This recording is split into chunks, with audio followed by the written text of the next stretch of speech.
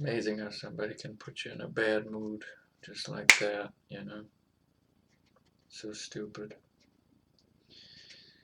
We don't want that. We're in 2 Samuel, chapter 20, I think.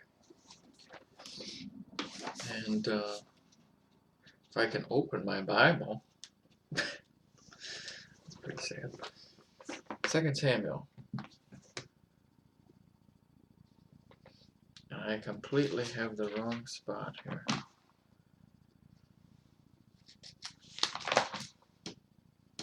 Sorry, one moment. My bad. Completely unprepared today. 21.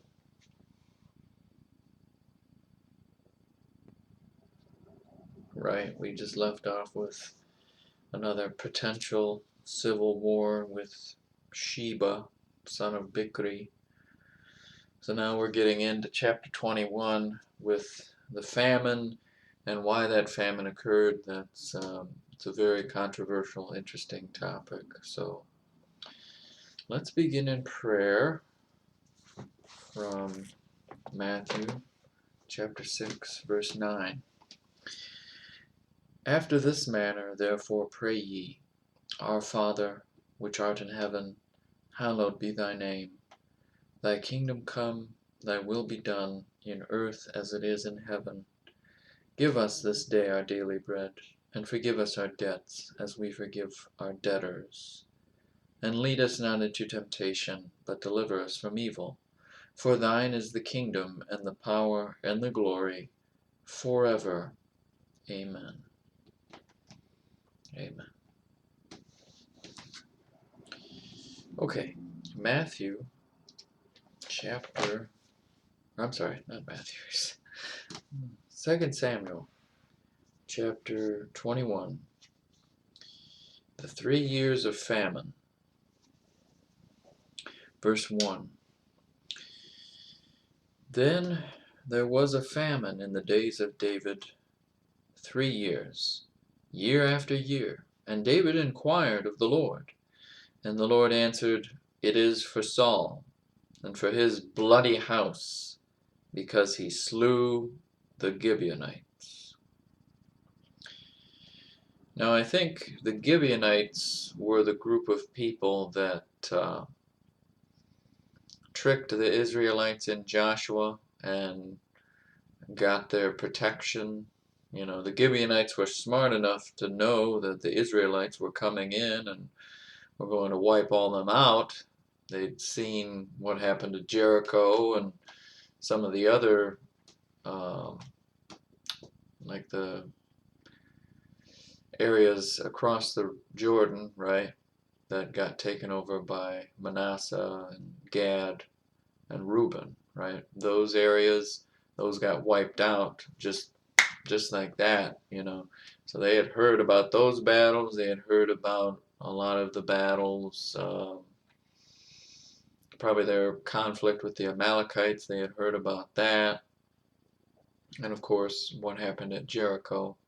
They had heard all about that, and they knew that the Israelites, we have no chance against them, so they did that whole lying scene, you know, with Joshua, and Joshua forgot to consult God, and so I believe that's this group of people. And Saul, unfortunately, Saul didn't maintain that pact. You know, once you make that, that's binding. And so God is, I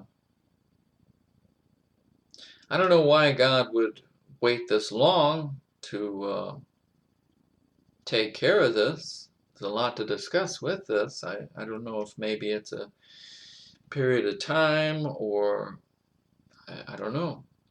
But God's taking it out on the Israelites because they failed to fulfill their half of the bargain, because Saul decided to kill these people instead of protecting them, like the Israelites agreed to do that. And Saul didn't care, because Saul didn't care about the word of the Lord. He didn't really care about the Lord to begin with. He just viewed him as an excuse, I guess. I don't know. Didn't really believe. And he was more of a people pleaser and more concerned about his military might than any kind of spiritual might. So that's this situation. I'm sorry to take so long to re-explain that. 2. And the king called the Gibeonites and said unto them, now the Gibeonites were not of the children of Israel, that's right, but of the remnant of the Amorites. And the children of Israel had sworn unto them, and Saul sought to slay them in his zeal to the children of Israel and Judah. Right there. See? There's a reference there for Joshua chapter 9, 3 and 21. So there you go. 3. Wherefore David said unto the Gibeonites, what shall I do for you? And wherewith shall I make the atonement, that ye may bless the inheritance of the Lord? And the Gibeonites said unto him, we will have no silver nor gold of Saul, nor of his house. Neither for us shalt thou kill any man in Israel. And he said, what ye shall say, that will I do for you. And they answered the king, the man that consumed us, and that devised against us, that we should be destroyed from remaining in any of the coasts of Israel, let 7 men of his sons be delivered unto us, and we will hang them up unto the Lord in Gibeah of Saul, whom the Lord did choose. And the king said, I will give them. But the king spared Mephibosheth, the son of Jonathan, the son of Saul, because of the Lord's oath that was between them, between David and Jonathan, the son of Saul. Now the thing you have to realize with this is it's a different standard. Because this, what if it's just some innocent guy that didn't have anything to do with Saul, and maybe he was a carpenter, or had nothing to do with any of this, now this guy's got to hang because of what Saul did, because of the sins of the father. Wasn't that it? It was more than that, though. It was breaking a very specific treaty. It's almost like a military standard or something. So it's a complex situation, different standard, I would argue. The atheist will use this argument to say how cruel God is and all that, but there's a lot to discuss here. We can expand on it if you'd like, but it's a difficult situation, though. 8. But the king took the 2 sons of Rizpah, the daughter of Aiah, whom she bare unto Saul, Armani and Mephibosheth, and the 5 sons of Michal, the daughter of Saul, whom she brought up for Adriel, the son of Barzillai, the Mahalathite.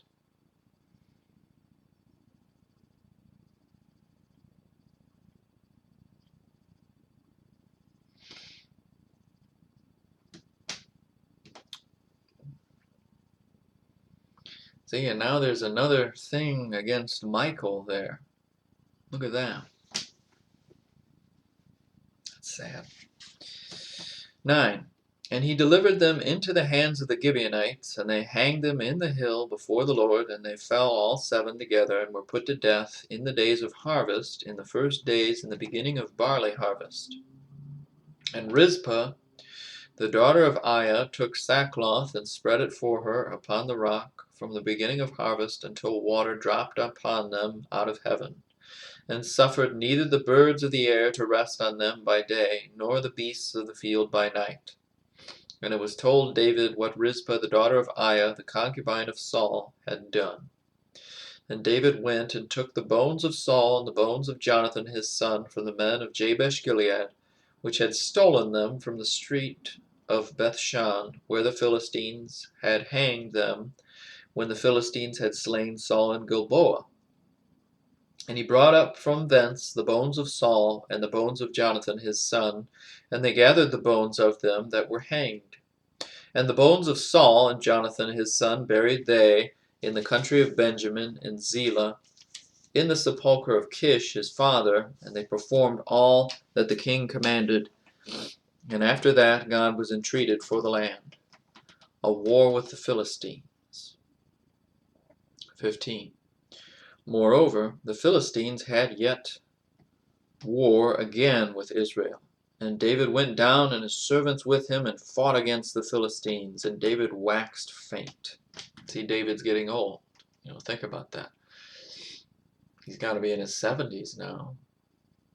I mean, there are a lot of 70-year-olds that are really tough, but think of David in his prime, wrestling with lions and that kind of thing. I don't know. I mean, God can give you that strength to keep going, but his strength is going from him. He's getting old, and maybe God's spirit isn't, God is with him, but maybe not giving him physical strength to continue fighting at 70, 80 years old, going into battle, Waxed faint. 16.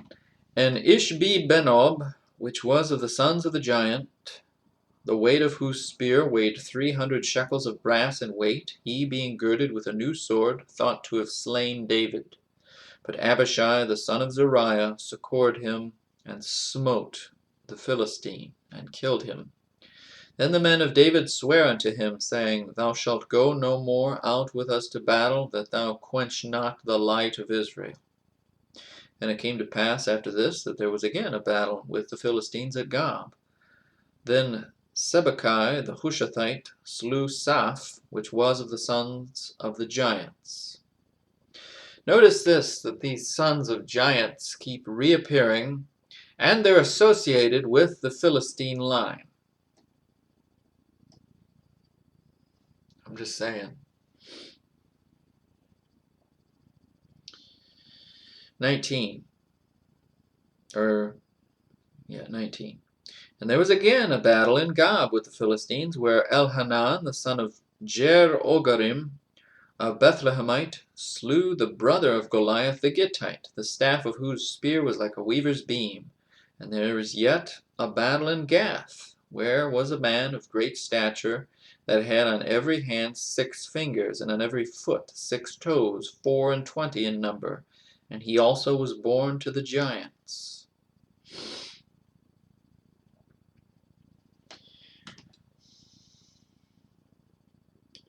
How do these giants stay alive, even after the flood? There must be some of that gene still in existence, even today.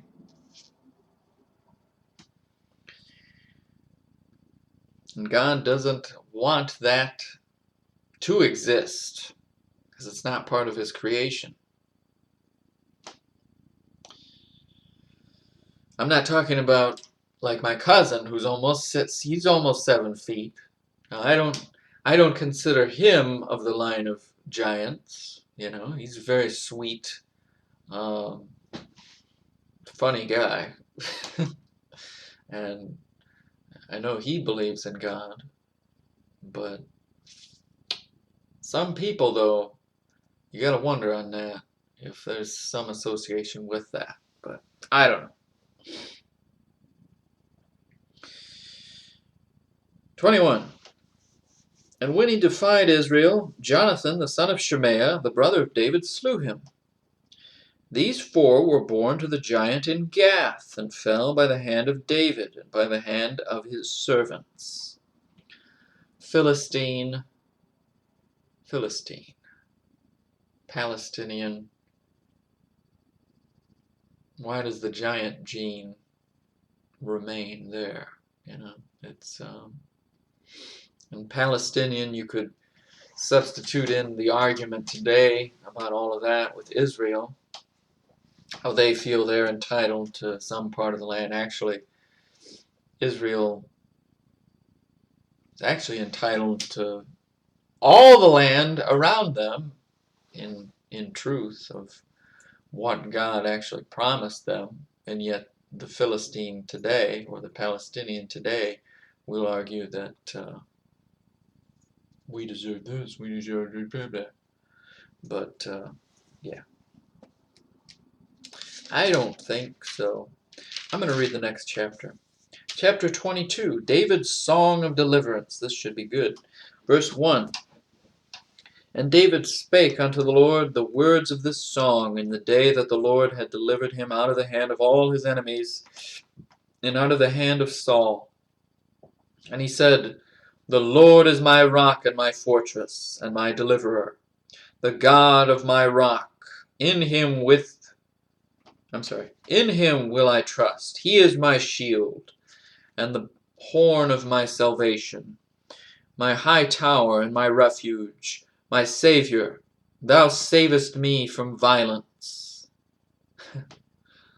There's so much in here. We could probably pick this apart, but I'll just read it. 4. I will call on the Lord, who is worthy to be praised. So shall I be saved from mine enemies. When the waves of death compassed me, the floods of ungodly men made me afraid. The sorrows of hell compassed me about, the snares of death prevented me. In my distress I called upon the Lord, and cried to my God, and he did hear my voice out of his temple, and my cry did enter into his ears. Then the earth shook and trembled, the foundations of heaven moved and shook, because he was wroth. There went up a smoke out of his nostrils, and fire out of his mouth devoured. Coals were kindled by it. He bowed the heavens also, and came down, and darkness was under his feet. And he rode upon a cherub, and did fly, and he was seen upon the wings of the wind. And he made darkness pavilions round about him, dark waters and thick clouds of the skies. Through the brightness before him were coals of fire kindled. The Lord thundered from heaven, and the Most High uttered his voice. And he sent out arrows, and scattered them, lightning, and discomfited them. And the channels of the sea appeared, the foundations of the world were discovered. At the rebuking of the Lord, at the blast of the breath of his nostrils. He sent from above, he took me, he drew me out of many waters. He delivered me from my strong enemy, and from them that hated me. For they were too strong for me.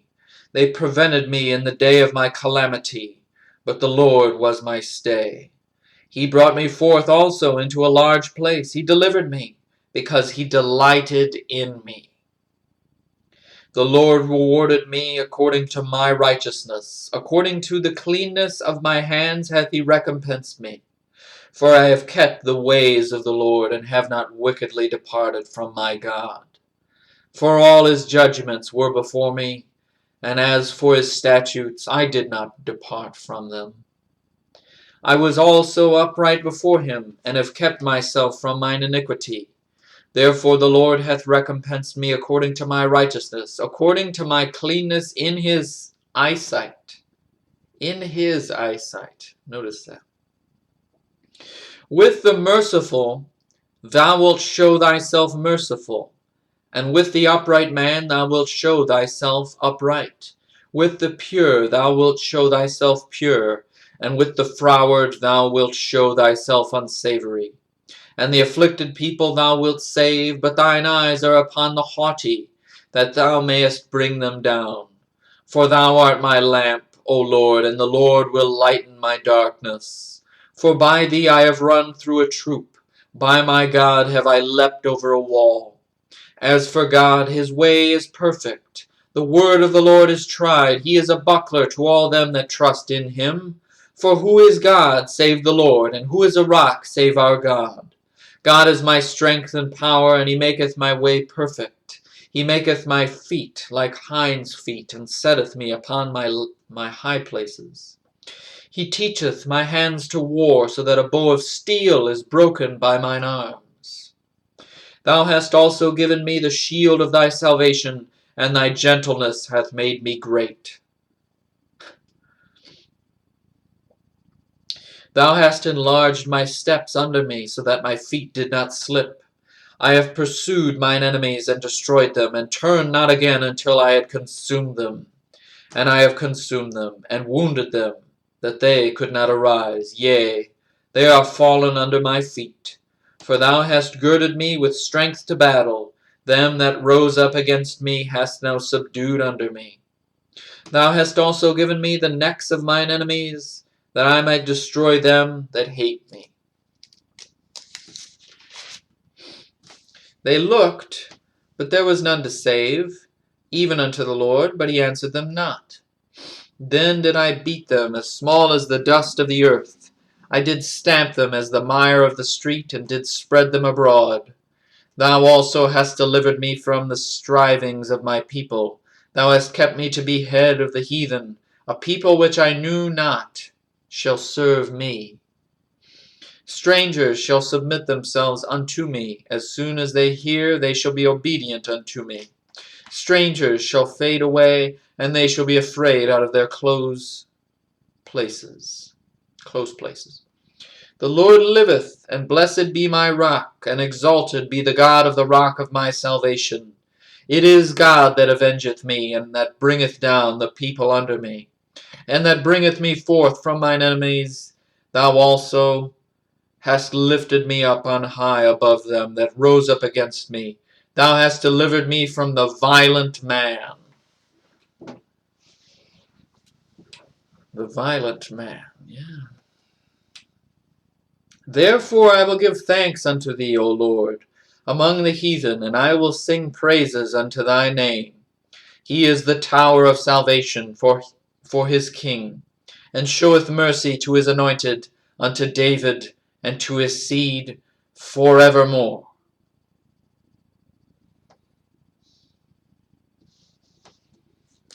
Pretty powerful. Well, there's not much left of 2 Samuel.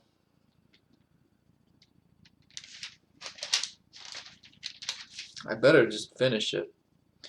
Chapter 23, the last words of David, verse 1. Now these be the last words of David. David, the son of Jesse, said, and the man who was raised up on high, the anointed of the God of Jacob, and the sweet psalmist of Israel, said, the Spirit of the Lord spake by me, and his word was in my tongue. The God of Israel said, the rock of Israel spake to me, he that ruleth over men must be just, ruling in the fear of God. And he shall be as the light of the morning, when the sun riseth, even a morning without clouds, as the tender grass springing out of the earth, my clear shining after rain. Although my house be not so with God, yet he hath made with me an everlasting covenant, ordered in all things and sure. For this is all my salvation and all my desire, although he make it not to grow.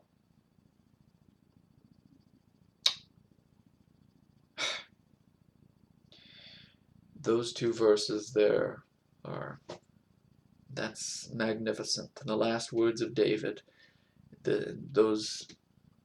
Think about those 4 and 5.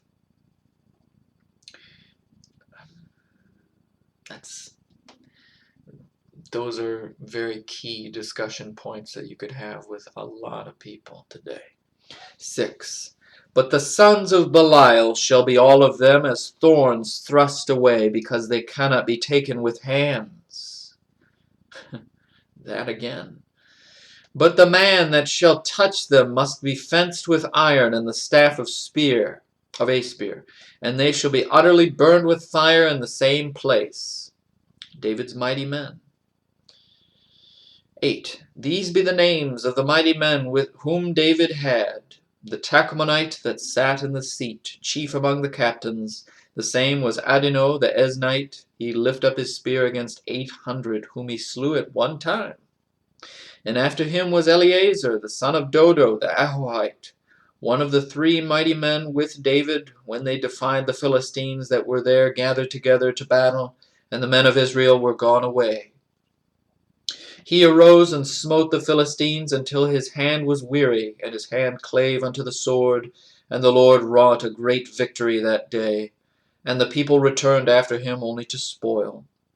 And after him was Shammah the son of Agi the Hararite, and the Philistines were gathered together into a troop, where was a piece of ground full of lentils, and the people fled from the Philistines. But he stood in the midst of the ground and defended it, and slew the Philistines, and the Lord wrought a great victory. And 3 of the 30 chief went down, and came to David in the harvest time, unto the cave of Adullam, and the troop of the Philistines pitched in the valley of Rephaim. And David was then in an hold, and the garrison of the Philistines was then in Bethlehem. And David longed, and said, O that one would give me drink of the water of the well of Bethlehem, which is by the gate.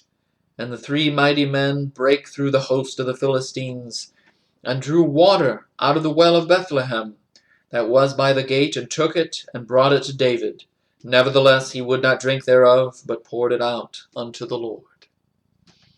And he said, Be it far from me, O Lord, that I should do this. Is not this the blood of the men that went in jeopardy of their lives? Therefore he would not drink it. These things did these 3 mighty men. And Abishai, the brother of Joab, the son of Zeruiah, was chief among 3. And he lifted up his spear against 300, and slew them, and had the name among 3. Was he not most honorable of 3? Therefore he was their captain, howbeit he attained not unto the first 3. And Benaiah, the son of Jehoiada, the son of a valiant man of Kabzeel, who had done many acts, he slew 2 lion-like men of Moab. He went down also and slew a lion in the midst of a pit in time of snow. Now I actually consider that to be literal. Lion-like men. You could argue that. I don't know. That's interesting, though. 21. And he slew an Egyptian, a goodly man, and the Egyptian had a spear in his hand, but he went down to him with a staff, and plucked the spear out of the Egyptian's hand, and slew him with his own spear. These things did Benaiah the son of Jehoiada, and had the name among 3 mighty men. He was more honorable than the 30, but he attained not to the first 3. And David set him over his guard. Asahel, the brother of Joab, was one of the 30, Elhanan, the son of Dodo of Bethlehem, Shammah the Harodite, Elikah the Harodite, Helez the Paltite, Ira the son of Ikish the Tekoite, Abiezer the Anathothite, Mebunai the Hushathite, Zalman the Ahohite, Maharai the Netophathite, Heleb the son of Bana a Netophathite, Ittai the son of Ribai out of Gibeah of the children of Benjamin, Benaiah the Pirathonite, Hedai of the brooks of Gash, Abi-Elban the Arbathite, Asmaveth the Barhomite, Eliahbah the Shalbonite of the sons of Jashan, Jonathan, Shammah the Hararite, Ahiam the son of Sharar the Hararite, Eliphelet the son of Abishai, the son of Maacathite, Eliam the son of Ahithophel the Gilonite, Hezrai the Carmelite, Parai the Arbite, Igal the son of Nathan of Zobah, Bani the Gadite, Zelek the Ammonite, Naharai the Beerothite, armor-bearer to Joab the son of Zeruiah, Ira an Ithrite, Gareb an Ithrite, Uriah the Hittite, 30 and 7 in all. Chapter 24. David's sin in numbering the people. Verse 1. And again the anger of the Lord was kindled against Israel, and he moved David against them to say, Go, number Israel and Judah.